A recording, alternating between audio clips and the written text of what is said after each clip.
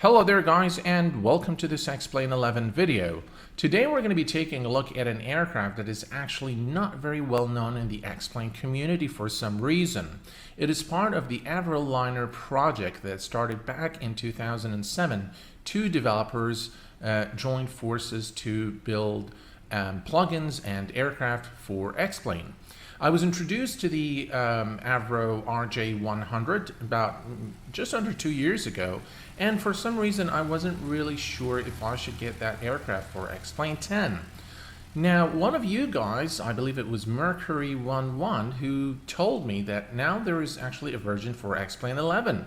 So just about the time when I thought that the project was dead, I get this news. So I do want to thank Mercury11 for pointing this out. And in this video, we're going to take a look at this aircraft. We're going to take a look at the interior-exterior modeling, and we're going to fire it up and take it for a short flight around Geneva. Ladies and gentlemen, there you have it. A beautiful recreation of the British aerospace Avro RJ100 by the Avroliner Project team. The exterior modeling and the exterior texture work on this aircraft is simply commendable. The amount of details on the wing right here, as you can see, the engines right here, and the landing gear, look at that landing gear, is simply superb. And they are actually using Explain 11's PBR technology, which makes this aircraft look absolutely phenomenal.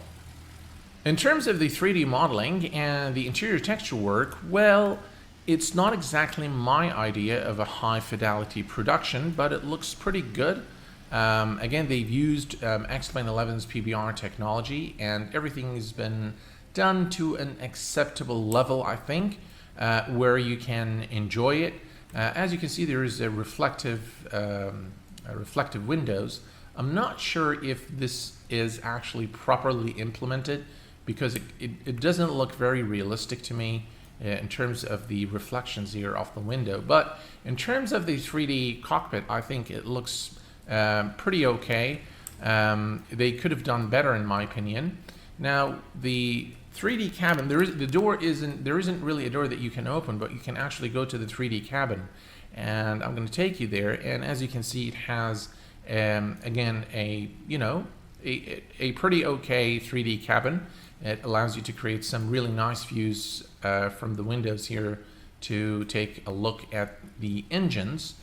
Something probably video cinematic makers will probably really like that, because it gives them the ability to create those really cool views and shoot those really nice sequences. In terms of the documentation that ships with this aircraft, I must say that I was a little bit disappointed not to see a tutorial, for example, a short tutorial on how to start the aircraft. It does have some documentation relating to the functioning of the autopilot and other instrumentation in the aircraft, as well as some performance data. But just beware that the documentation does not contain any information on how to properly start the aircraft from a cold and dark state. So what I'm going to attempt to do now is I'm going to actually start the aircraft. We're going to take it to the runway, and we're going to depart Geneva. We're going to do a few turns, and then we'll call it a day. So let's go ahead and start with the battery. Battery is on. And let me see here. Now, I'm not at all proficient, so I've done a couple of tests before making this video, so that I can actually show you guys how to start the aircraft. But please don't take this as the correct procedure to start the aircraft. So battery is on. Let's go ahead and start the APU, and now we can start the APU generator. Let's go up here and check. Everything appears to be fine here. Alright, so fuel pumps can go on. And what else here? Let's see. Beacon can go on. Nav and wing lights can go on. And let's see. We're going to turn off the APU air. And I'm going to turn the engine air. And let's see if we can start the engine number 1. All right. So, flight start and engine number 1. Let's see if that works. Yeah, looks like the engine is starting. And we'll go ahead and start the engine number 2. Okay, it looks like we have a good start on all 4 engines. So what we can do now is we can turn on the generators. We can turn off the APU generator and the APU.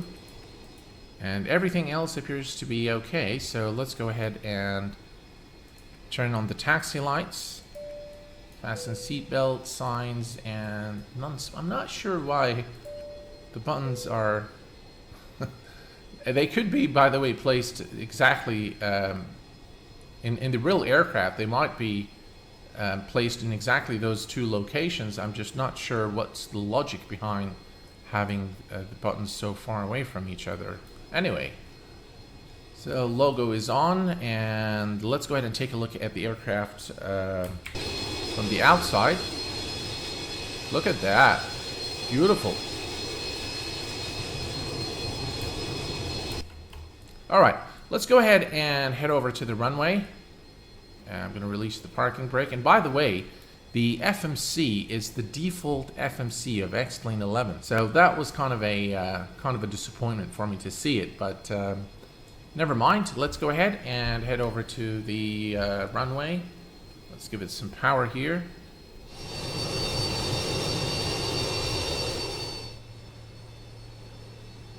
We are now lined up with the runway, so let's go ahead and turn on the landing lights. Landing lights are on, and we can also turn the strobe lights. Oh, these are on. There we go. Strobe lights are on, and now we're pretty much ready to go. Let me turn the flight director on. There we go. Let's just take one more look at the aircraft from the outside.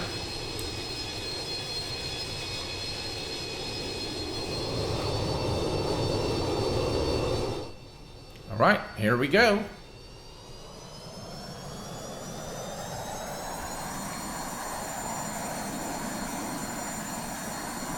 "60 knots.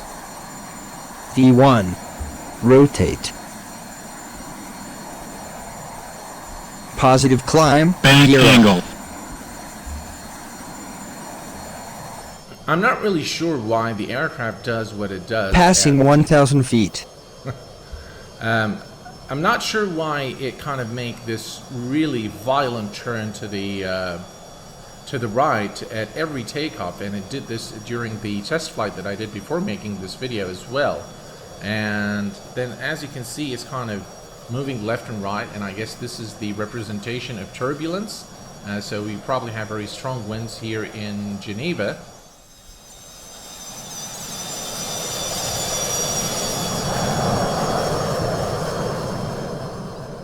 So in terms of the aircraft, I think it still needs a little bit of work in terms of how it flies.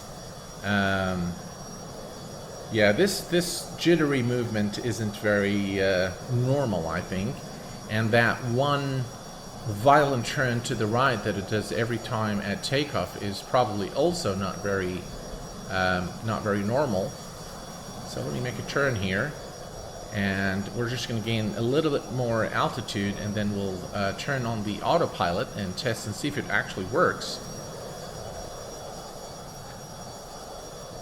Overall, I think it's okay. I like the sounds of the call-outs.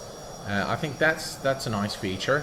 The sounds of the engines themselves, I think, still need a lot of work. They're no way near high fidelity sounds. But they're okay, they're acceptable. All right, at this point, I think we're going to go ahead and engage the autopilot, and just to see if it works. And let's go up here, and autopilot master is on, and we're going to say heading select, and we're going to also hold at about 6,000 feet. Looks like the autopilot works okay. And again, this is the built-in X-Plane 11 autopilot, I believe, and it uses also the X-Plane 11 FMC.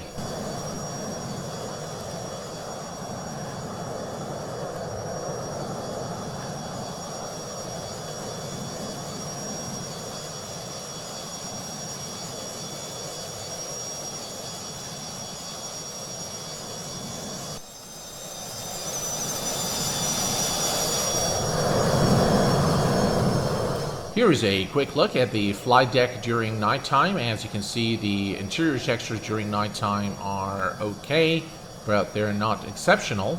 I think this aircraft, you can enjoy this aircraft. You can enjoy flying this aircraft. But again, there are a few things that definitely needs fixing, and it definitely needs a little better documentation, I think. Well, this is it, guys, for today's show. I hope that you have enjoyed this short show as much as I enjoyed making it for you. Until next time, please take care of yourselves and each other. I will see you all very soon. Thanks for watching, and bye-bye for now.